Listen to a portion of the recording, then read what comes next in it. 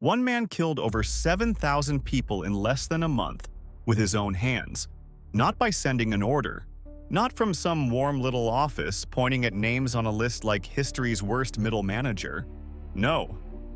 He stood in a room, pulled the trigger every few minutes, and treated it like a normal work shift, which is horrifying, but also, in the worst possible way, very impressive time management. Please do not put that on LinkedIn. His name was Vasily Blokhin, and unless you spend weekends reading Soviet execution logistics, please, seriously, go outside. There is a very good chance you have never heard of him. And that is exactly the problem. Because history has this strange habit of remembering the loud monsters and forgetting the quiet ones. The ones with paperwork, the ones with medals, the ones who did not need speeches, cameras, or villain music. They just needed a uniform, a locked room, and a government willing to look away. Blokhin was born into a world where violence was not shocking. It was background noise. War, revolution, famine, purges. The early Soviet world was basically one giant warning label that nobody bothered to read, which feels important. He joined the Red Army during World War I, and over time became exactly what brutal systems love: efficient, obedient, emotionally dead behind the eyes. Simple enough, and also deeply alarming. Most people, when asked to commit violence, hesitate. Their hands shake. Their brain starts yelling, "Hey, maybe don't." Blokhin did not seem to have that problem. To him, killing was not rage, passion, or even personal. It was a task, like stamping a form, or filing a report, or surviving a terrible workplace meeting. You know, the kind where Deborah explains why your shirt is not appropriate for the office. Somehow, still less horrifying, that emotional emptiness made him extremely useful. And history gets very nervous when violent men become useful. In 1921, Blokhin was recruited into the Soviet secret police, the NKVD, which looked at human rights and said, "We'll pass." The NKVD needed men who could arrest, interrogate, threaten, torture, and execute without asking too many questions. Blokhin was perfect. Not because he was chaotic, not because he looked insane, because he was calm. And calm evil is usually the worst kind. A screaming maniac is scary, sure. At least he advertises the problem. But a calm man with a clipboard and a pistol? That guy has a schedule. And somehow, probably a stamp. Over the years, Blokhin rose through the ranks. His loyalty was unquestioned. His efficiency was admired. His lack of hesitation became a professional skill. Which sounds insane because, here's the thing, it absolutely is. But inside a system built on fear, cruelty becomes a resume booster. Congratulations, your moral bankruptcy has office benefits. Eventually, Joseph Stalin trusted Blokhin enough to put him in charge of a special execution unit. Imagine being so good at killing people that Stalin looks at you and thinks, yes, management material. That was the plan. During Stalin's Great Purge, countless Soviet officials, military officers, intellectuals, and ordinary citizens were accused of disloyalty. And in Stalin's Soviet Union, accused often meant already dead. But the paperwork was still catching up. Blokhin personally executed many of them. High-ranking officials, former allies, people who probably thought status would protect them. Spoiler, it did not. Because in a terror state, nobody is safe. Not even people helping run the terror. Except Blokhin. He survived while others disappeared into prison cells and execution chambers. He stayed useful. And usefulness, in a brutal dictatorship, can be better than innocence. For about 5 minutes. Then came his most infamous assignment, the Katyn massacre. And this is where the paperwork becomes a machine. If you learned World War II in school, you probably heard plenty about Nazi Germany. And yes, obviously you should. But history classes often do this cute magic trick, where Soviet crimes get shoved into the corner like an embarrassing family photo. In 1939, Nazi Germany invaded Poland from the west. Then, shortly after, the Soviet Union invaded from the east. Poland basically got attacked from both sides, like history had suddenly decided to play on hard mode. Hundreds of thousands of Polish prisoners were captured. Officers, teachers, engineers, police, intellectuals. Basically, the people who could help rebuild a country. And that was exactly why Stalin wanted them gone. Because conquering land is one thing. Killing the people who might lead it later? That breaks a nation's spine. In 1940, around 22,000 Polish prisoners were systematically executed. And Blokhin was not just nearby. He was central to the operation. At one site, he personally killed over 7,000 people in 28 days. Let that sit there for a second. 7,000 people, 28 days. The math is not just numbers, it is horror. That is around 250 people a day. If he worked 10-hour shifts, that is roughly 25 people an hour. One person every 2 to 3 minutes. Again. And again. And again. No dramatic music. Just repetition. No battlefield chaos, no smoke, no panic, no distant artillery pretending this was some uncontrollable disaster.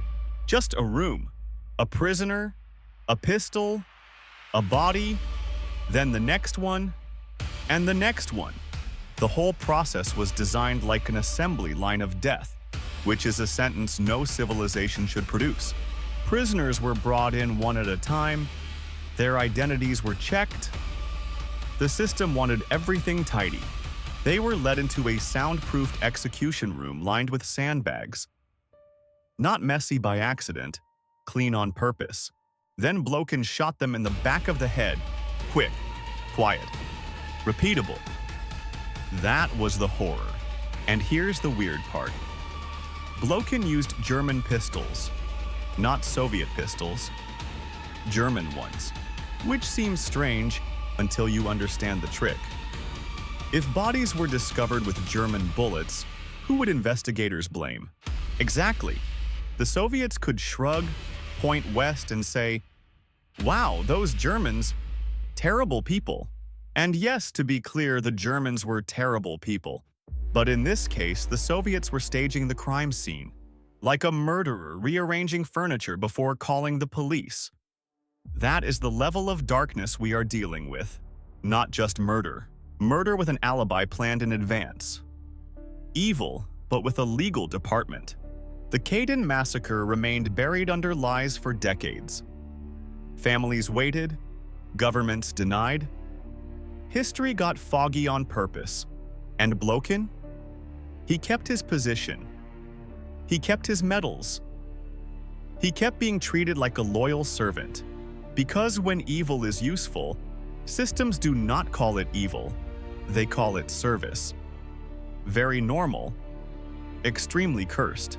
But eventually, even loyal monsters become inconvenient. After Stalin died in 1953, the Soviet Union started backing away. Not out of pure morality, obviously. More like, wow, this corpse left us a public relations nightmare. During de-Stalinization, Blokhin was forced into retirement. His honors were stripped. His reputation collapsed. After decades of killing for the state did what states often do when blood becomes politically awkward. It acted like he had done it alone. Very convenient, very clean. Very nothing to see here, please keep walking. Blokhin fell into alcoholism and died in 1955. A quiet ending for a man whose rooms were never quiet for others. But his story leaves a worse question than, how could one man do this? The real question is bigger. How many people had to cooperate so one man could do this every few minutes for almost a month? Because Blokhin pulled the trigger. But the lists came from somewhere. The trains ran on time. The rooms were prepared. The guards escorted prisoners. The bullets were supplied. The reports were filed. And that is the part history does not like to stare at for too long. Because monsters are terrifying. But organized monsters, monsters with supervisors, schedules, and government forms, that is when evil stops looking like madness and starts looking like administration, which is somehow less dramatic and much, much worse. Now, if Blokhin was evil quietly working in a room, our next guy walked onto a political stage. He waved a flag and convinced people mass murder was patriotism. Usually a good sign the flag should be taken away. His name was Ante Pavelić, and his main personality trait was loving Croatia. Not normally. Obviously not normally. More like, I love my country so much I will destroy everyone outside my fantasy version of it. Very healthy. Very normal. No red flags there, except all of them. Every single red flag brought friends. After World War I, the Austro-Hungarian Empire collapsed because apparently one empire said, "I'm done. Good luck." Out of the wreckage came the state of Slavons, Croats, and Serbs, later pulled into Yugoslavia. And as the name gently suggests, it contained Slovenes, Croats, and Serbs. Simple enough, except not simple. Because smashing different ethnic groups, religions, histories, ambitions, grudges, and identities into one kingdom is not peaceful carpentry.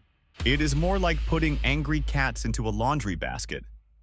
Eventually, somebody gets scratched. Usually everyone. Pavelić was born in Croatia and became obsessed with Croatian independence. At first, he worked inside politics. He became a lawyer, a politician, and a representative. On paper, wanting independence is a political position, but Pavelić was not really a respectful constitutional debate guy. He was more, what if democracy, but with bombs? At the center of the conflict was King Alexander I of Yugoslavia, who wanted to keep the kingdom together. Pavelić wanted Croatia separate.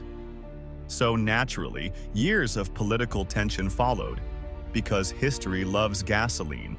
By 1929, King Alexander had enough. He banned political parties, suspended the constitution, and declared a royal dictatorship, which leaders usually describe as restoring order.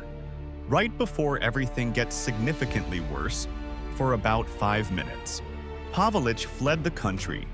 Yugoslavia sentenced him to death, and he strongly preferred other people dying instead. So he skipped that appointment and escaped to Italy, where Mussolini's fascist regime gave him protection. Because when your political career needs help, nothing says fresh start like hanging out with Italian fascists. In exile, Pavelić founded the Ustaše, a Croatian ultranationalist and fascist movement built for violence. They wanted an independent Croatia by any means necessary. And that almost never means petitions and bake sales. It meant bombings, assassinations, terror, uprisings, the whole starter pack of "this is going to end badly." Then came one of Europe's strangest assassination details. October 9, 1934. King Alexander visited Marseille, France. A Ustaše-linked assassin named Vlado Chernozemski approached him, and the weapon, a handgun hidden in a bouquet of flowers, which sounds like a spy movie written by someone who thought subtlety meant making the murder smell nice. The king was shot and killed. The assassination shocked Europe, and Pavelić's allies were blamed. Pavelić and his circle were sentenced to death, while France pressured Italy to hand him over. Italy responded with roughly the political equivalent of, "Mamma mia, we cannot seem to find him." Instead of execution, Pavelić got house arrest. For 18 months. That'll teach him. Definitely solved forever. Then reality showed up. In 1941, Nazi Germany invaded Yugoslavia, and the kingdom collapsed fast. Out of the chaos, The Nazis installed Pavelić as leader of the newly created independent state of Croatia.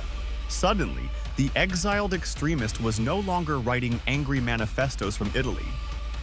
He had a country, a government, a militia, and the backing of Hitler, which is when historical alarm bells stop ringing and start screaming. Pavelić met with Hitler, absorbed racial purification ideology, and applied it with horrifying enthusiasm.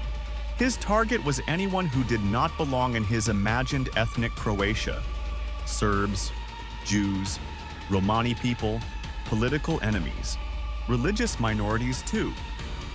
Anyone who threatened the fantasy. And fantasies become dangerous when governments start enforcing them. The Ustashi built a network of concentration camps and killing sites. One of the most infamous was Jasenovac. Another was Sisak, remembered as one of the only known camps specifically created for children. Pause on that. A concentration camp for children. There are moments in history where sarcasm runs out of room. This is one of them. So no punchline here. Just the sound of civilization quietly failing a basic test. The Ustashi murdered, tortured, deported, and forcibly converted hundreds of thousands of people. Villages were burned. Families were separated. Communities vanished. Entire regions were terrorized in the name of ethnic purity. And here's the part that feels almost impossible. The Ustashi were so brutal that even some Nazi officers were disturbed. Imagine being so violently unhinged that a Nazi looks over and says, "Okay, maybe ease up." That is not a moral compliment. That is a warning label written in blood, then somehow filed in triplicate. German military officials complained because Ustashi violence was destabilizing the region. Not because they suddenly discovered compassion. Let's not get carried away. They were worried the Ustashi made occupation harder by being too chaotic and openly sadistic, which is a very dark way to realize you have become bad for fascist public relations. And Pavelić kept going.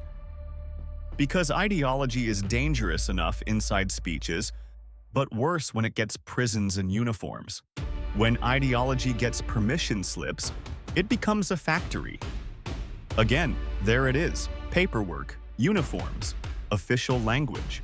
Pavelić did not personally kill every victim. He did not need to. He built the machine. He fed it hatred, then watched it run.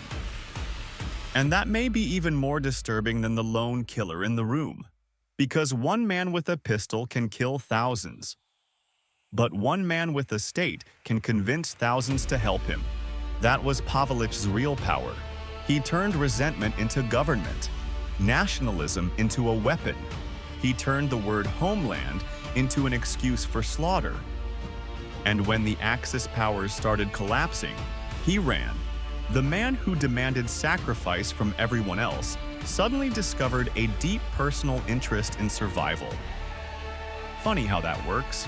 After World War II, he escaped through networks that helped Nazi collaborators flee Europe. Eventually, he made it to Argentina in 1948. And yes, history has a very ugly Argentina pattern. There, Pavelić reunited with surviving Ustashi members. Because apparently the gang still thought, you know what this needs, a sequel. They formed the Croatian Liberation Movement, hoping to continue their nationalist project from exile. It did not work, but the fact they tried tells you something important. Some people do not stop because they regret what they did. They stop because they lose the tools to keep doing it, which is not redemption, it is inventory failure.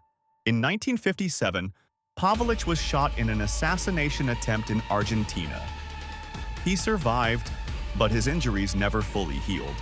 He fled again, this time to Spain, where he died in 1959. Not in a courtroom. Not in front of the families whose lives his regime destroyed. Not after a full public reckoning. Just another old extremist dying far away from the ruins he helped create. History really does love terrible exits. Pavelić was not forgotten because his crimes were small. He was forgotten because history has limited shelf space. Behind the famous names were men like him. Men who did not need to invent hatred. They just organized it. And that brings us to a different kind of monster. Pavelić used ideology to build a death machine. The next man used charm, military power, paranoia, and ego. A truly exhausting little buffet of disaster. He started as a soldier people cheered for. He promised freedom, stability, and a better country. And then he became one of the most feared dictators Africa had ever seen. His name was Idi Amin. Amin did not begin as a monster in a throne room. He began much lower, which somehow makes the rise worse. In 1946, he joined the King's African Rifles, a British colonial military force, reportedly starting as a cook's assistant, which is a humble beginning. A little food prep, a little military discipline, a little empire-flavored trauma sprinkled on top. Simple enough, but Amin was ambitious, physically imposing, charismatic, and very good at climbing power structures. Power structures, by the way, that probably should have had better railings. History keeps ignoring basic workplace safety. He moved through the ranks of the Ugandan military quickly. By the early 1960s, Amin was no longer just some guy in uniform. He was becoming useful. And as we have already learned, history gets nervous when violent men become useful. Uganda gained independence from Britain in 1962. Milton Obote became prime minister, and Amin became one of his key military allies. Their relationship was not exactly built on friendship bracelets and wholesome teamwork. It involved power, weapons, smuggling, political survival. You know, the normal ingredients for a disaster casserole. Please do not serve this at any family gathering. Obote relied on Amin because Amin controlled soldiers. Amin relied on Obote because Obote gave him promotions. It was a beautiful partnership. In the way a gas leak and a candle are a beautiful partnership. Then Uganda's political situation started falling apart. Obote clashed with King Mutesa II, who was also Uganda's president, because apparently the country's leadership structure had been designed by someone who loved constitutional confusion. In 1966, Obote seized power. He suspended the constitution, removed Mutesa, and made himself executive president. The former king fled into exile in Britain, where he later died. So yes, the confusion did not improve. And Amin was rewarded. Obote promoted him to commander of the army because apparently danger needed a job title. At first, this looked like loyalty paying off. A nice little promotion story if you ignore the giant warning siren. But it also meant one very important thing. Amin now had direct access to the military. And in a fragile country, a man with the army does not need to win an argument. He just needs to wait for about 5 minutes. History loves a short countdown before everything catches fire. Obote's government became increasingly authoritarian. Corruption, violence, political repression, and growing public frustration. Then, in 1969, Obote survived an assassination attempt. He was shot through the mouth, survived, and responded exactly badly. He banned opposition parties, detained opponents, and pushed the country even deeper into fear. Always a promising leadership strategy. Meanwhile, Amin and Obote's relationship started rotting. There were accusations of corruption, smuggling, and personal army building. Obote began moving against Amin. Amin, being Amin, decided waiting around for consequences was not really his brand. In January 1971, while Obote was away at a Commonwealth meeting, Amin launched a military coup. Tanks rolled through Kampala. Radio stations were seized. Soldier took control while the country tried to understand what just happened. And at first, many people celebrated, because compared to Obote, Amin looked like a liberator. History loves disguises. He promised free elections, political prisoners released, and a return to civilian rule. Very nice words. Extremely suspicious packaging. For a moment, Amin seemed like the strongman who would clean up the mess. And that is usually when the mess gets promoted, because once he had power, Amin did not return Uganda to democracy. He returned it to himself. Amin banned political opposition, crushed dissent, and filled the government with people loyal to him personally. That last part matters. Dictators do not just want government workers. They want mirrors that salute. He built a system where survival depended on praising him, fearing him, or pretending not to notice the bodies. His security forces became notorious for disappearances, torture, and murder. Estimates of the dead range into the hundreds of thousands. Amin also loved titles. So many titles. Titles piled up on him like metals on a collapsing refrigerator magnet. He called himself Field Marshal, President for Life, Conqueror of the British Empire, and several other things reality did not approve, which would be funny if it were just ego. But this ego had prisons, soldiers, and secret police attached. That is the problem with ridiculous dictators. They look absurd until you remember they can sign death warrants before lunch. And Amin did not just rule through fear, he ruled through spectacle, radio speeches, military uniforms, and pure theatrical menace. Then came one of Amin's most infamous decisions. In 1972, he ordered Uganda's Asian population to leave the country.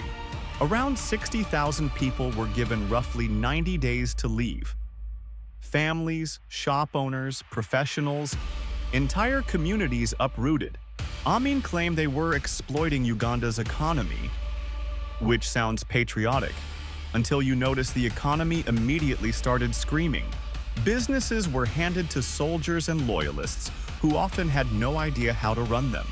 Imagine giving someone a factory because they are loyal, then discovering loyalty does not operate machinery. Shocking research. Shops emptied. Industries struggled. Skilled workers vanished. Uganda's economy took a serious hit, and Amin, instead of asking, "Did I break the country?" chose the classic dictator move. Blame someone else.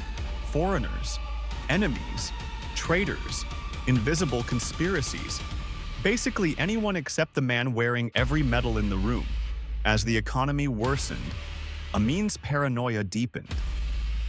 And paranoid dictators do not usually become more reasonable over time. By the late 1970s, Amin's regime was unstable, isolated, violent, and increasingly broke. Naturally, he made a brilliant decision. He invaded Tanzania.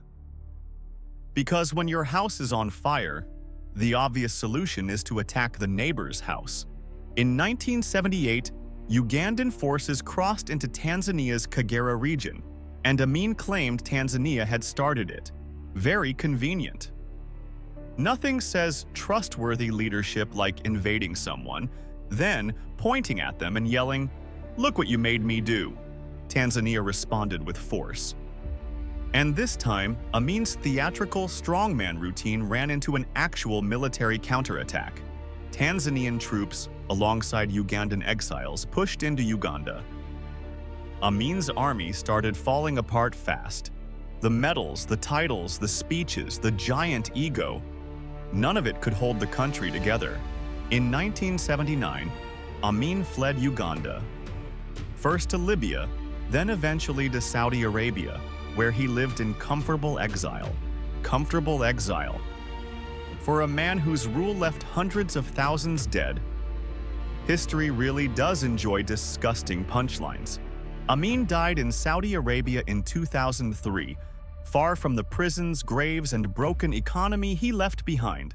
He never faced trial in Uganda, never sat under the full weight of what his regime had done. Instead, he became a grotesque historical character, ridiculous, theatrical, quotable, almost cartoonish, and that is dangerous.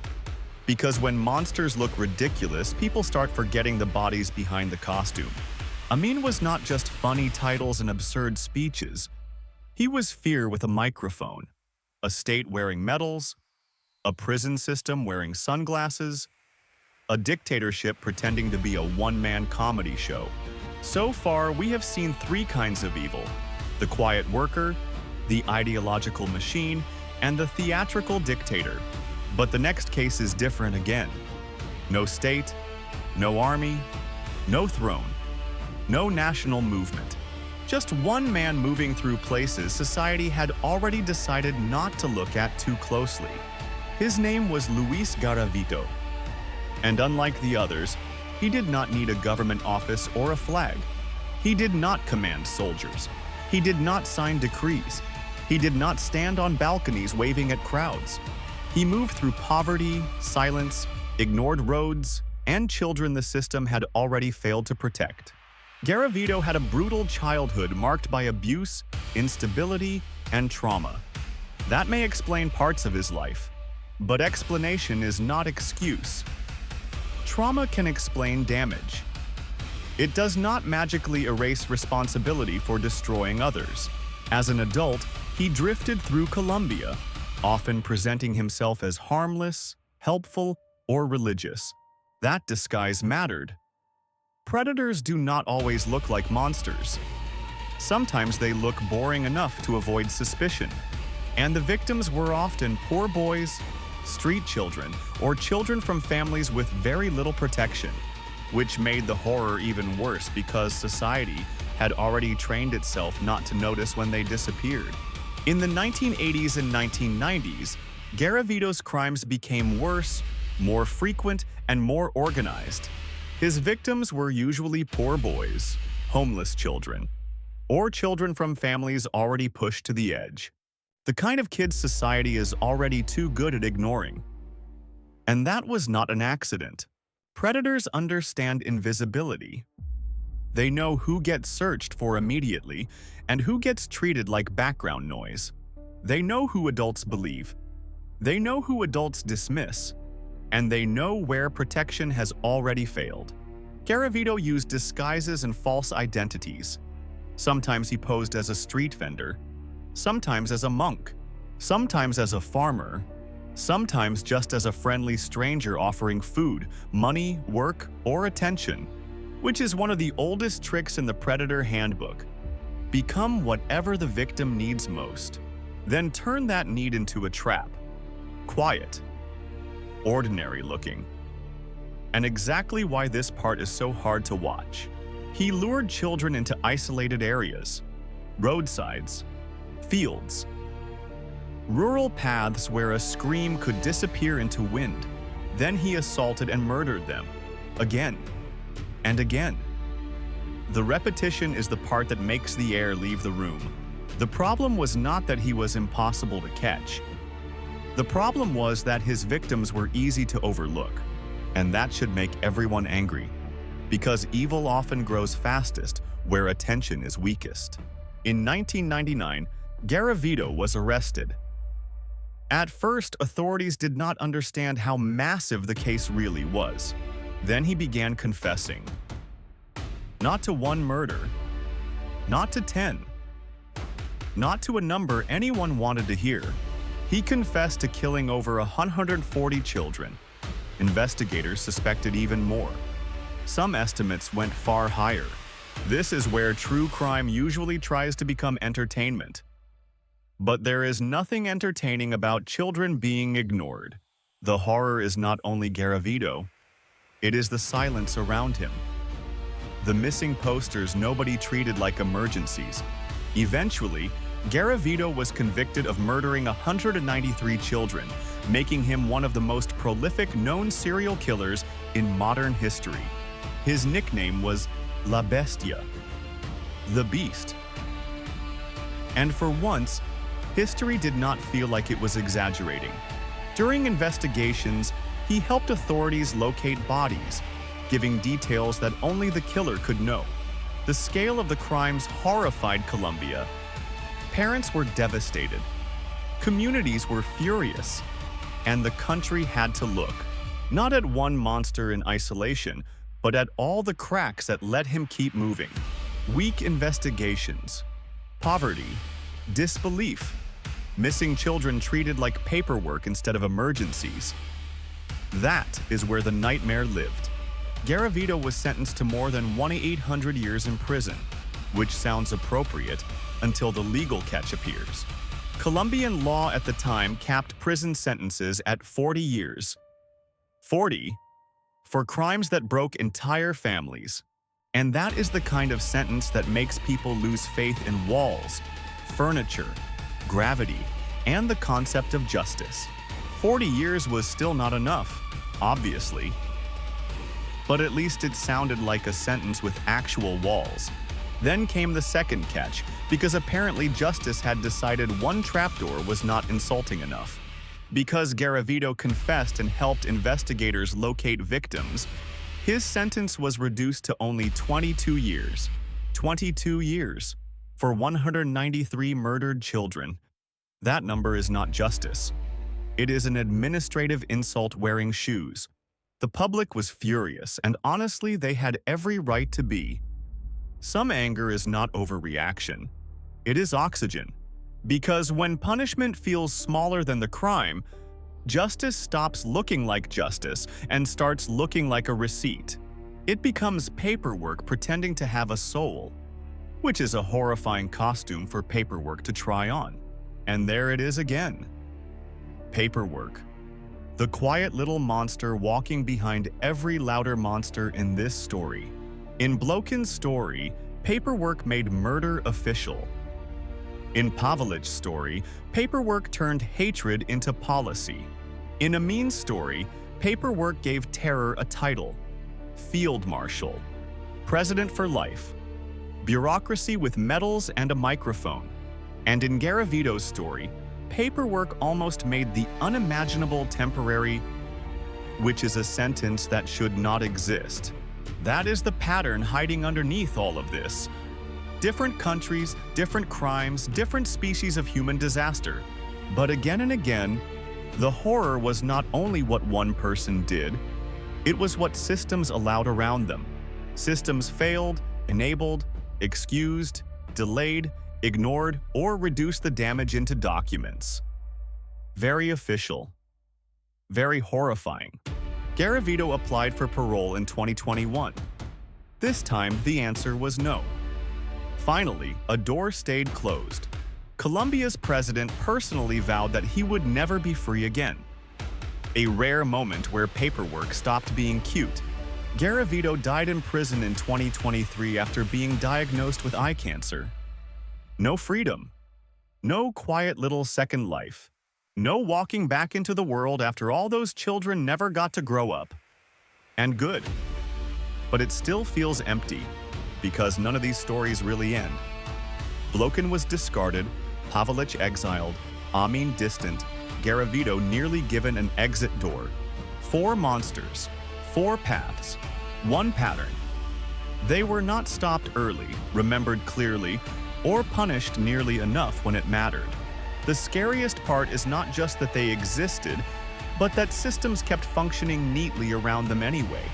The trains ran, forms were signed, flags waved, speeches continued, courts processed cases, and offices opened next morning anyway. Somewhere, someone probably said, "We were just following procedure." That sentence should sit in your stomach like cement, because evil does not always look like chaos. Sometimes it looks organized, official, and painfully close to normal work. A man walks into a room. A prisoner follows. A form gets checked. A door closes quietly, almost casually, and history, unless somebody forces it to remember, files the whole thing away like another finished workday somewhere. Forgotten does not mean harmless. Forgotten does not mean finished. And it definitely does not mean forgiven. Not ever.